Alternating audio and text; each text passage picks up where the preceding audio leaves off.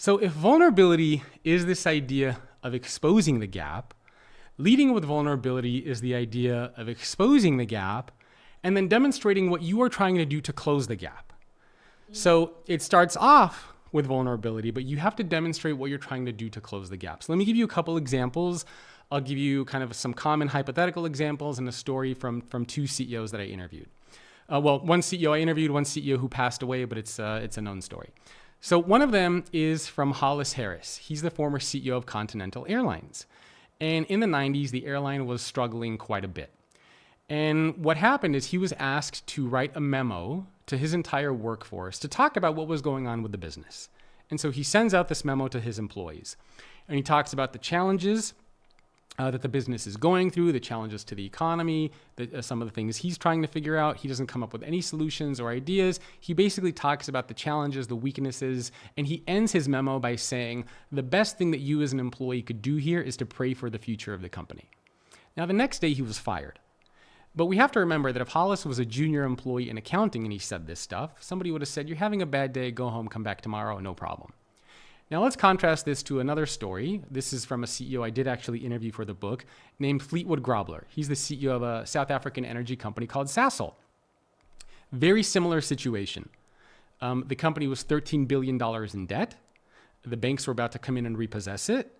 And he just became CEO. And he too was also asked to do an all hands meeting to address what was going on with the business.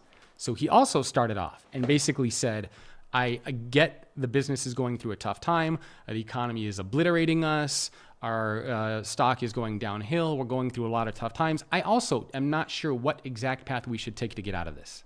Vulnerability. But then he added the leadership. I have a vision and an idea of where I think we can go as a business. I know that we can rebuild trust in the eyes of our customers and in the eyes of our employees. And if you come with me on this journey and help me turn things around, I know that we will be able to create a successful business. And that's exactly what they did. So let me give you some very common examples that we see inside of an organization. In the case, let's say you make a mistake on a project, right? So somebody gives you a project, you make a mistake. Being vulnerable is saying, hey, you know what? I know you gave me this project. I am so sorry. I messed this up. Very vulnerable. Now, we have to take this from the perspective of the person who gave you the project, the perspective of the team, the perspective of the leader. In their eyes, they're thinking, okay, and? Like, you messed this up, but we're still all accountable for it. So leading with vulnerability in that situation would be, hey, I'm really sorry I made this mistake. I'm sorry I screwed up. Here's what I learned from the mistake. Here are 3 things that I'm going to do going forward to make sure that this mistake never happens again.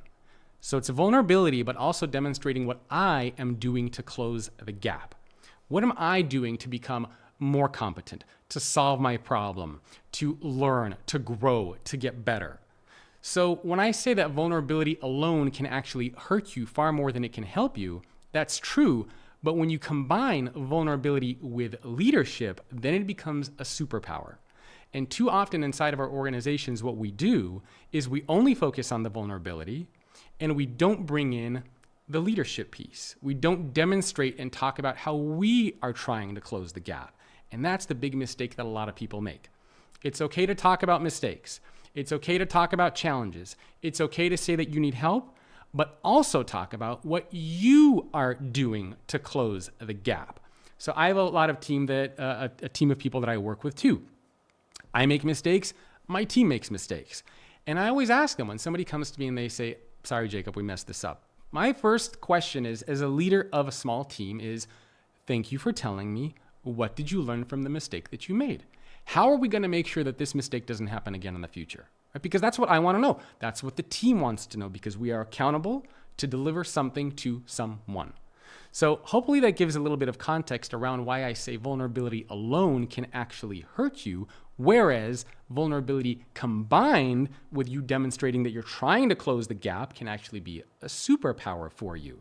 Because the 2 important aspects of leadership in any business are, can I connect with people? And am I good at my job? And if I'm good at my job and I connect with people, that can, again, it's a very, very powerful force. And the reason why you need both of those things, because let's say you're only good at connecting with people. You're vulnerable. You have that part down. You're really good at that. And somebody's going to say, well, what do you think of working for this kind of a leader? And they'll probably say, we have great chemistry. I love hanging out with them. They're just really awesome.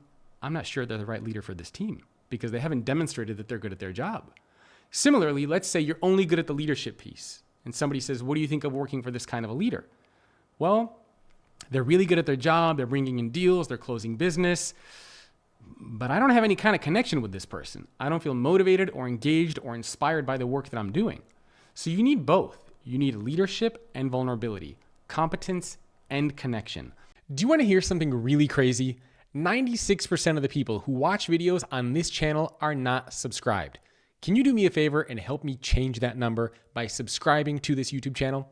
Thank you very much. What people want to know that you work with, whether you're a leader or not, is that you are moving things forward. One of the CEOs I actually interviewed, Steve Bilt, he's the CEO of Smile Brands. He gave me this great analogy. And he basically said, imagine that you're in 6th grade and you keep showing up to 6th grade asking about 4th grade math. Well, eventually, the people around you are going to say, hey, this is 6th grade. You keep asking about 4th grade math. Maybe you don't belong here. Now imagine that same scenario. You're in 6th grade asking about 4th grade math, but now you're saying, hey, by the way, I have a tutor that I'm working with. I'm staying a little bit later after school to get help from the teacher. Instead of doing 5 homework problems a night, I'm doing 10. The way that your perception in the eyes of those around you is going to be very different because you're demonstrating that you're trying to close the gap. We see this very commonly with first-time leaders, and this is the huge, huge mistake that a first-time leader makes. Think about a first-time leader. You just got promoted and they say, why don't you go say a couple of words to your team? All right, why don't you go introduce yourself, say some things. And what does the first-time leader always do? They go in front of their team and they say, hey everyone, I'm so excited to be leading this team. I've never done this before, but I am so confident and pumped up. We're going to make some amazing things happen and I'm here if you need me. Now, on the surface, it's not like a terrible message, but you have to imagine the people who work for that leader now are thinking, wait a minute. I'm not getting that sense of leadership from you. I'm not getting that, I feel like I could do your job better than you. Now imagine that same scenario, first-time leader, you have that vulnerability, but now you add the leadership. And so you might say, hey, I'm a first-time leader here. I know I've never done this before. I'm super excited to be leading this team for the first time.